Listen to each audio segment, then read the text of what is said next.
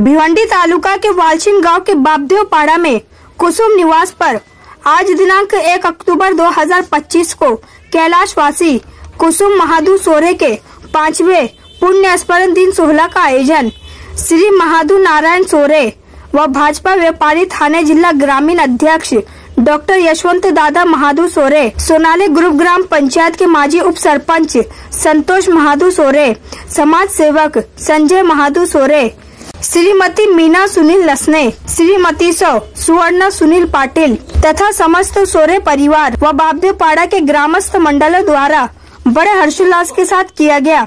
इस अवसर पर कैलाशवासी कुसुम महादू सोरे का भावपूर्ण श्रद्धांजलि, कीर्तन, स्नेह भोजन सहित विभिन्न कार्यक्रमों का आयोजन किया गया। इस अवसर पर श्री राम आश्रम दिंदीगढ़ सोनाली के महंत श्री चिदानंद सरस्वती महाराज, शिवसेना नेते व माजी जिला प्रमुख श्री प्रकाश जी पाटिल, भिवंडी ग्रामीण आमदार शांताराम जी मोरे, मजदूर फेडरेशन थाने जिला के माजी अध्यक्ष श्री पंडित सेठ पाटिल, भाजपा भिवंडी तालुका अध्यक्ष पीके महात्रे, इताड़े सरपंच जगन सेठ पाटिल, भाजपा दक्षिण मंडल अध्यक्ष नीलेश गुरव, वल ग्राम पंचायत के माजी सरपंच राम भोयर, वड़पे गांव के टंटा मुक्त अध्यक्ष सुनील मामा पाटिल, सोनाले माजी सरपंच विशु भाऊ महात्रे, शिवसेना विभाग प्रमुख व माजी उप सरपंच सोनाले श्री सैनेश्वर वाकड़े, सोनाले माजी सरपंच जनार्दन वाकड़े, भिवंडी पंचायत समिति के माजी सभापति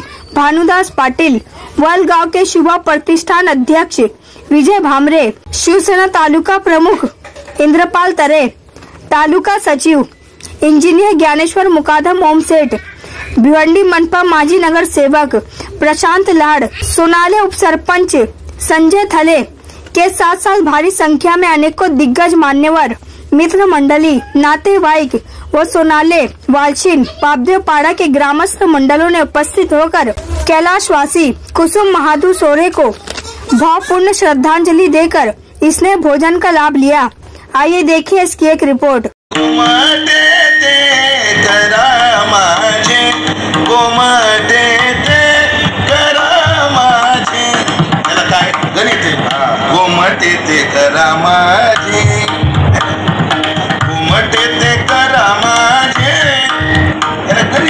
तुम्ही सोजी म्हणता का मैदा म्हणता?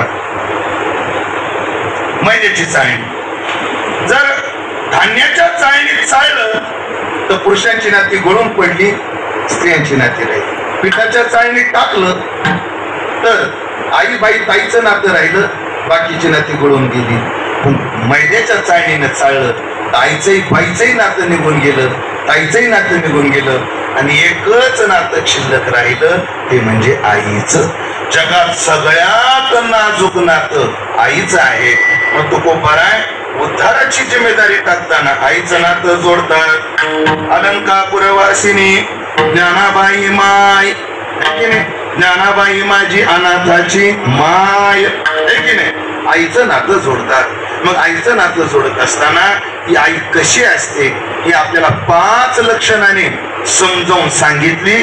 ना कवितेतून ना गाण्यातून, ही आई आहे संत वाङ्मयातून, ही आहे संत वाङ्मयातून.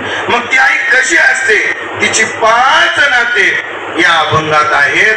तर अत्यंत गोड, अत्यंत नाजूक नातं अभंगाच्या पहिल्या चरणात.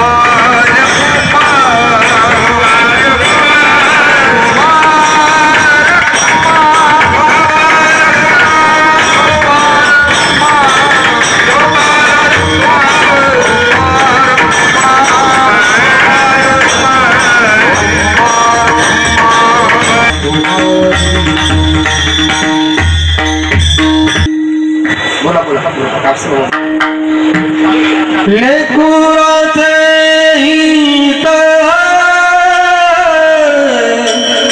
लेकुराचे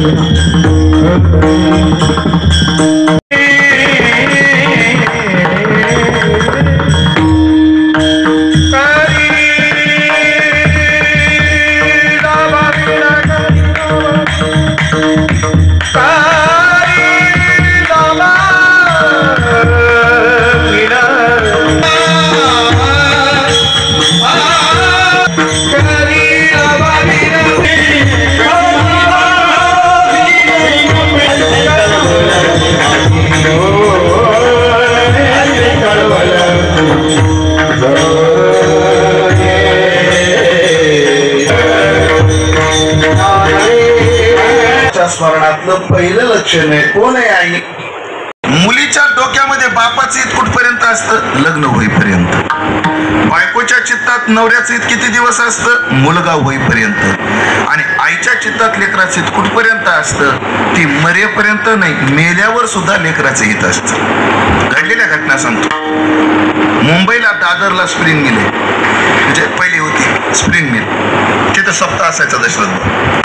तिथे माझं कीर्तन होतं आणि त्या कीर्तनामध्ये एक बाई आपल्या मतिमंद पोराला घेऊन आली. घटना घडलेली. मतिमंद पोराला घेऊन आली. त्याची लाळ गळत होती. ते आरडाओरडा करत होतं पण मी दुर्लक्षित केलं. कीर्तन संपल्यानंतर त्या मतिमंद पोराला घेऊन ती बाई माझ्यापर्यंत आली. मान पकडली त्या मुलाची. माझ्या पायावर डोकं ठेवलं आणि म्हणली महाराज माझ्या पोराला आशीर्वाद द्या. स्वामीजी मी तिला म्हटलं बाई आता मी याला काय आशीर्वाद देऊ. माईनं काय आशीर्वाद मागितला ऐका या चरणाचा अर्थ कळेल तुम्हाला. तिने महाराज याला एकच आशीर्वाद द्या मी जिवंत आहे तोपर्यंत मेलं पाहिजे एवढाच आशीर्वाद द्या. कारण माझ्या पश्चात याचं करणारं कोणी नाही. त्याला म्हणतात आई. जी मरेपर्यंतच नाही मेल्यावर सुद्धा कोणाची काळजी वाहते लेकराची काळजी वाहते. आनंदीत घटना आहे महाराज. आमच्या संस्थेत एक पोरगा आहे बाजूला छोट्या छोट्या मुलाच्या संस्था आहेत ना. एका महाराजाकडे मुलगा आहे. ऐकण्यासारखी घटना आहे. त्याची आई तमासगीर आहे. तमाशात नाचते त्याची आई. संगमनेर घरदार सोडलं तमाशाच्या नादी लागली. कोणाशी तरी प्रेम जडलं मुलगा झाला. त्यानं तिला टाकून दिलं आणि आता तो मुलगा तिनं आळंदीत आणून सोडलाय एका संस्थेत. दुर्दैव किती असतं पहा. आता त्या जी नाचणारी बाई आहे का तिच्या हृदयाला होल पडले. ती थोडं नाचली की तिला दम लागतो पण ती अनेक प्रकारच्या गोळ्या खाऊन नाचते. पैसे थोडे जमा करते ना आळंदीला येते आणि त्या महाराजाला म्हणते महाराज माझ्या पोराला घेऊन इंद्रायणीच्या काठावर या. इंद्रायणीच्या काठावर या. ते महाराज म्हणले ताई तुम्ही या ना संस्थेमध्ये. नको महाराज त्या गल्लीत जर कळालं हा नाचणारणीचा पोरगा आहे तर माझ्या पोराकडे नीट कोणी बघणार नाही. आणि ऐकलं का जेव्हा ते महाराज त्या बाईला भेटण्याकरता त्या मुलाला घेऊन गेले तेव्हा ती बाई हातात पैसे देते आणि एकच सांगते महाराज मी कधी मरेल याचा भरोसा नाही पण मी सध्या जगते केवळ याच्यासाठी. प्रकारची औषधं खाते केवळ याच्यासाठी. ऐका म्हणजे महाराज, माझ्या पोराला गाता नाही आलं तरीच आहे, माझ्या पोराला कीर्तन नाही जमले तर नका जमू द्या, त्याला वाजवता नाही आलं तरी न जमू द्या, फक्त एक शिकवा माझ्या पोराला, मी मेल्यावर कसं जगायचं तेवढं माझ्या पोराला शिकवा. ते म्हणले लेकुराचे हित वाहे माऊलीचे चित्त. ऐकलं का? आम्ही परस्पराविषयी हिताच्या नाटकं करतो, प्रेमाचा अभिनय करतो, पण माय प्रेमाचा अभिनय नाही, माय हा प्रेमाचा स्वभाव आहे. ऐशी कळवळ्याची जाते. स्वभाव कशाला म्हणतात? जो कोण्याच परिस्थितीत बदलत नाही त्याला स्वभाव म्हणतात. अशी कितीतरी माणसं आहेत की ते मुलं मायबापाला सांभाळत नाही तरी मायबापाने अजून त्यांना सोडलं नाही. हे सानपाड आहे मुंबईमध्ये, सानपाड्यामध्ये आधार वृद्धाश्रम आहे. त्या वृद्धाश्रमाचं नाव काय? आधार नावाचा वृद्धाश्रम. पूज्यपाद मला एकदा तिथं जाण्याचा प्रसंग आला. कुठे? त्या आश्रमात. आणि त्या ठिकाणचा जो संयोजक होते, जे आयोजक म्हणजे त्या ठिकाणचे अधिकारी, त्याने महाराज तुम्ही आलायच तर जर अर्धा तास आमच्या लोकांना काही बोला ना. मग सगळे वृद्ध एका हॉलमध्ये गोळा केले, मी प्रवचन केलं अर्धा तास. तर त्या सगळ्यांमध्ये एक बाई जरा मोठ्या घरची दिसत होती. एक आपण म्हणतो ना त्याला फेस रिडिंग, बॉडी लँग्वेज वरून कळतं नाही माणूस काय मोठ्या घरचा आहे. चांगली सुशिक्षित उच्च कुलस्थ बाई दिसली. सहज मी त्या संयोजकाला विचारलं, म्हणलं का हो, ह्या कोण आहे? आणि महाराज ही बाई क्लास 1 ऑफिसर आहे, रिटायर्ड. हिला पेन्शन 60 ते 70 हजार आहे. कोणाला? त्या बाईला.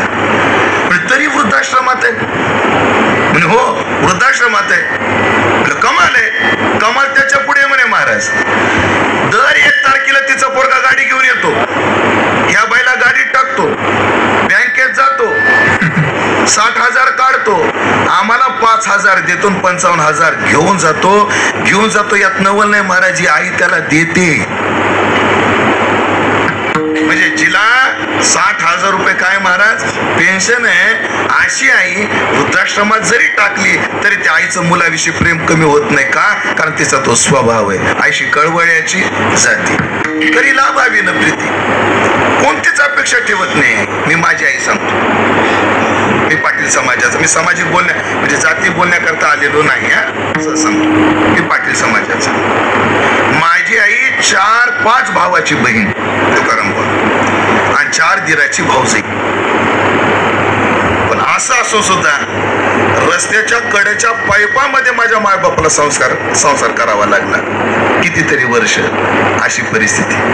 म्हणजे माझी आई त्या काळात मोठ्या घरच्या म्हणजे वरच्या जातीचे लोक कपडे टाकायचे आणि खालच्या जातीचे लोक घालायचे. एक काळ होता तो तसला. पण माझी आई मुस्लिम समाजाच्या बायानं टाकून दिलेल्या साड्या आणायची आणि 2 साड्या जोडायची, अंगाला घालायची. असे दिवस माझ्या आईने काढले.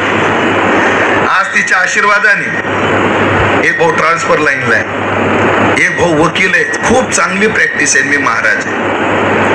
आज ती जर म्हटली ना मला रोज एक साडी नेसायची तर ती नेसू शकते. ही परिस्थिती तिची आज आहे. पण कोणत्याही सणाला मी जर आईला विचारलं, आईला आम्ही अक्का म्हणतो, मी अक्का तुला साडी आणायची का? ए बाबा नको मला काय. आई तुला हे आणायचं का? नको बाबा मला हे काही अपेक्षाच करत नाही, काहीच अपेक्षा करत नाही. बरं प्रेम किती. एके दिवशी मी संक्रांतीच्या आदल्या दिवशी घरी गेलो. आमचं जाणं 2ला आणि 2:30ला. मला म्हटलं उद्याचं काय नियोजन आहे? उद्या सण आहे. म्हणजे अक्का मला उद्या काल्याच्या कीर्तनाला जायचंय, 7 वाजता निघावं लागणार आहे. अरे उद्या सण आहे, सणाच्या दिवशी तरी घरी राहत जा. म्हटलं काय आम्हाला रोजच सण आहे. अरे तसं नाही, आम्ही पुरणपोळ्या करणार आहे, तुला सोडून मला कशी गिळेल पोळी? म्हणलं पुरणपोळी मला रोज भेटते, मला आवडतही नाही. अक्का जाऊ दे, मी काहीतरी नाश्ता करेल आणि जाईल. म्हणलं 7 वाजता मला नाश्ता दे काहीतरी. असं मी कोणाला म्हटलं? आईला म्हटलं. किती वाजता? 7 वाजता. झोप म्हणली तू. आणि मी झोपलो.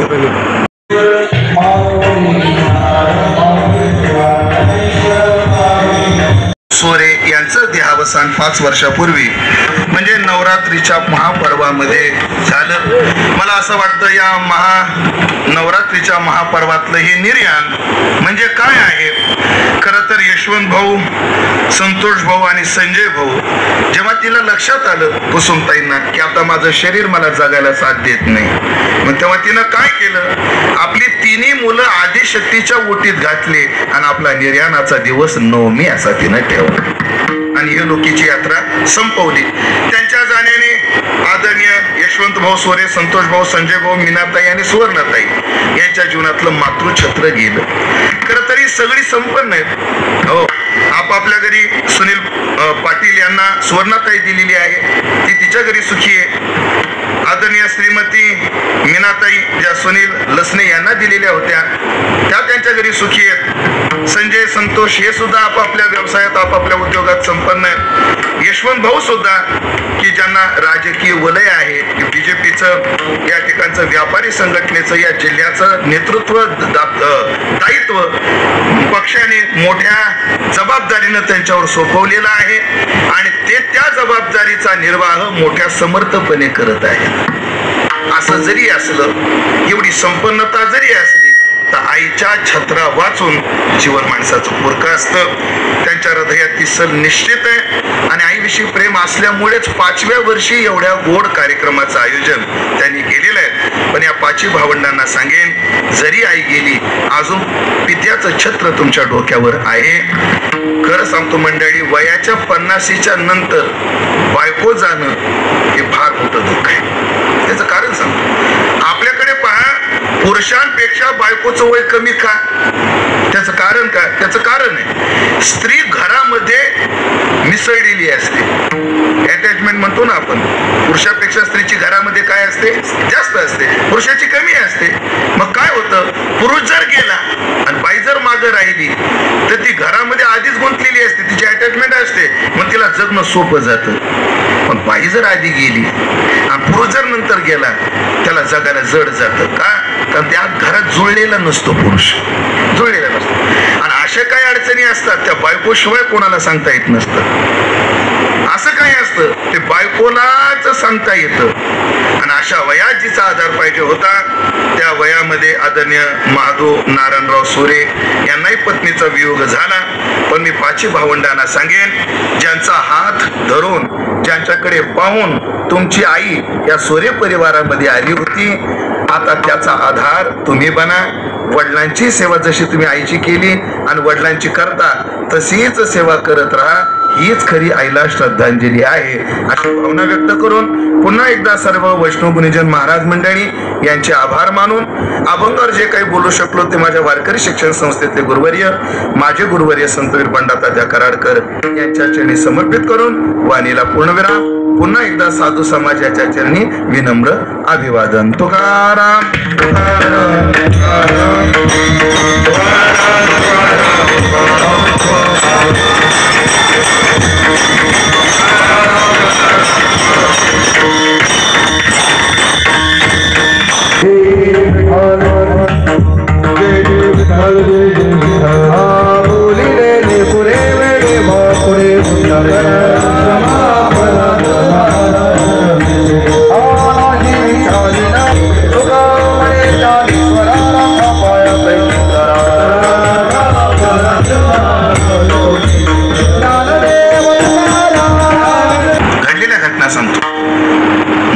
दादरला स्प्रिंग मिल म्हणजे पहिली होती स्प्रिंग मिल, तिथं सप्ताह असायचा दशरथ, तिथे माझं कीर्तन होतं.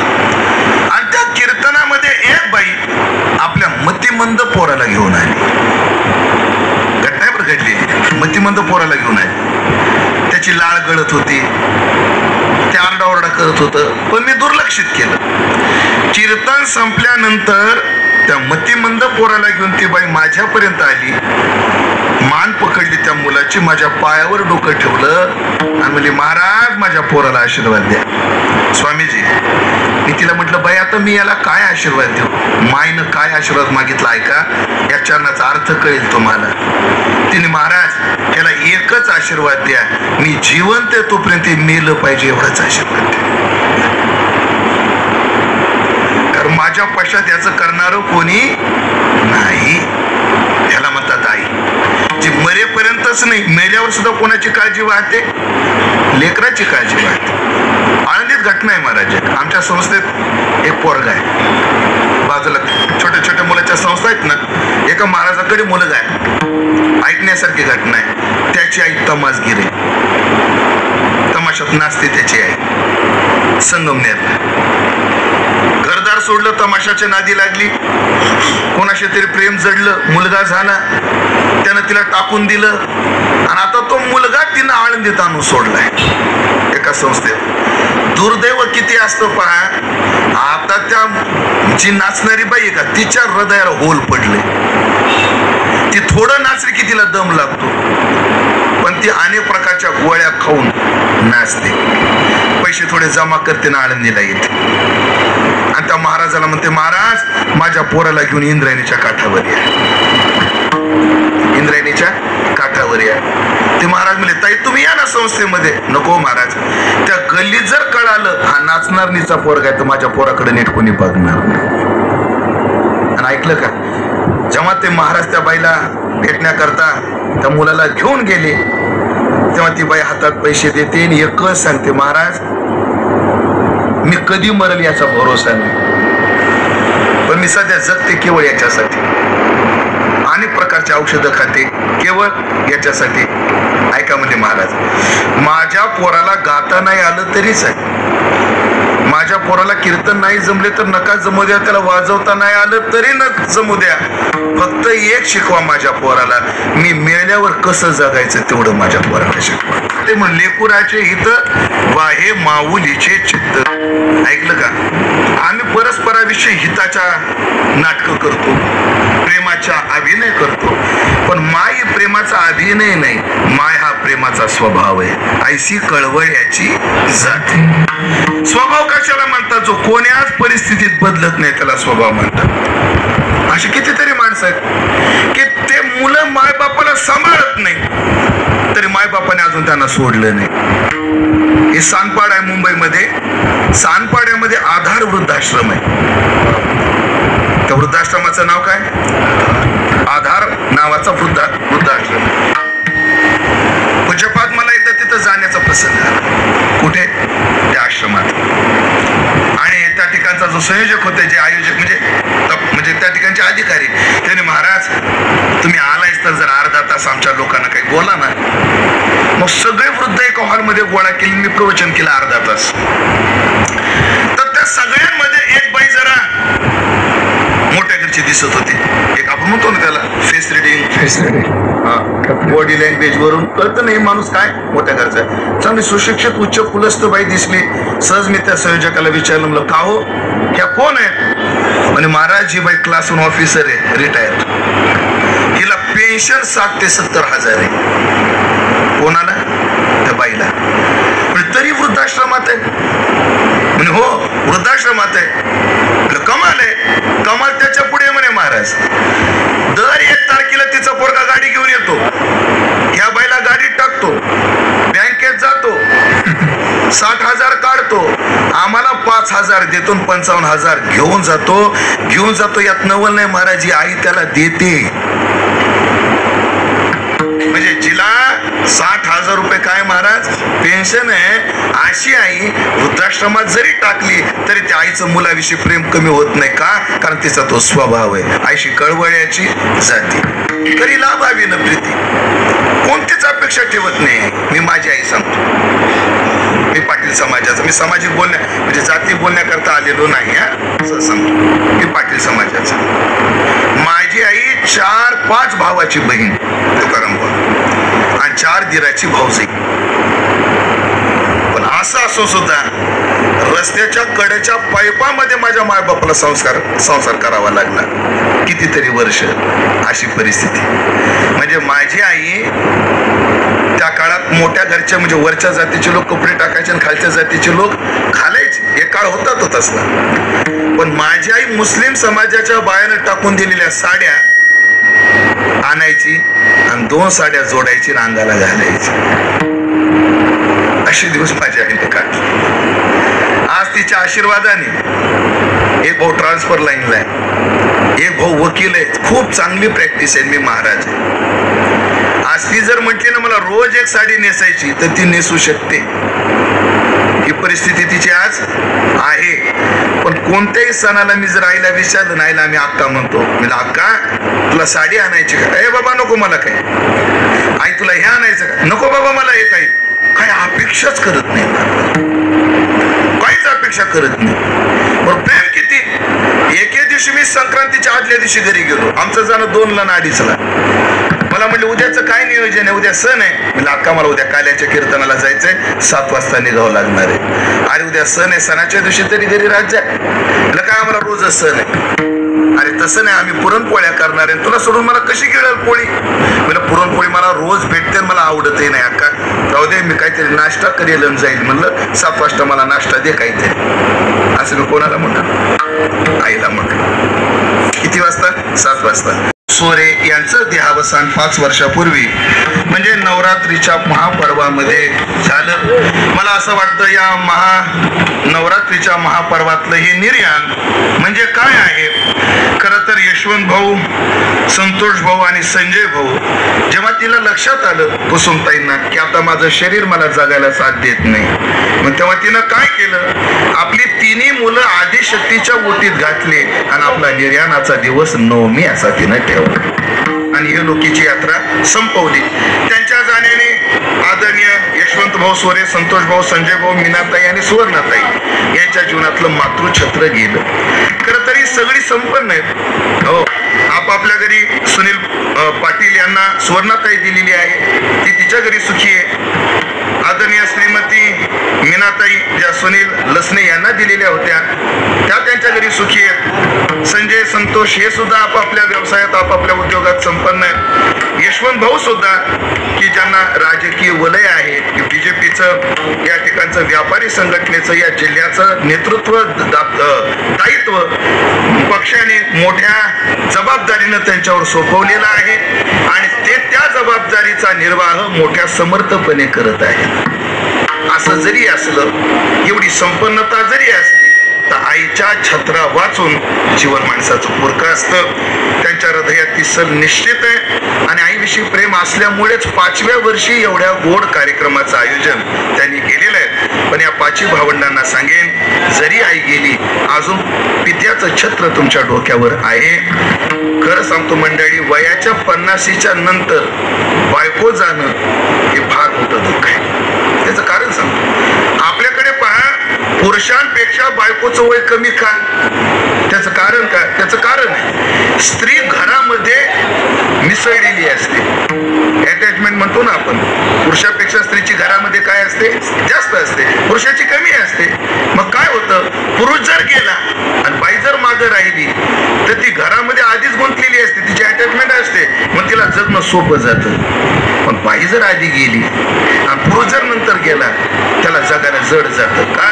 कारण त्या घरात जुळलेला नसतो, पुरुष जुळलेला नसतो. आणि अशा काही अडचणी असतात त्या बायकोशिवाय कोणाला सांगता येत नसतं. असं काय असतं ते बायकोलाच सांगता येतं. आणि अशा वयात जिचा आधार पाहिजे होता त्या वयामध्ये आदरणीय महादेव नारायणराव सोरे यांनाही पत्नीचा वियोग झाला. पण मी 5 भावंडांना सांगेन, ज्यांचा हात धरून, ज्यांच्याकडे पाहून तुमची आई या सोरे परिवारामध्ये आली होती, आता त्याचा आधार तुम्ही बना. वडिलांची सेवा जशी तुम्ही आईची केली आणि वडिलांची करता तशीच सेवा करत राहा. हीच खरी आईला श्रद्धांजली आहे अशी भावना व्यक्त करून पुन्हा एकदा सर्व वैष्णव गुणीजन महाराज मंडळी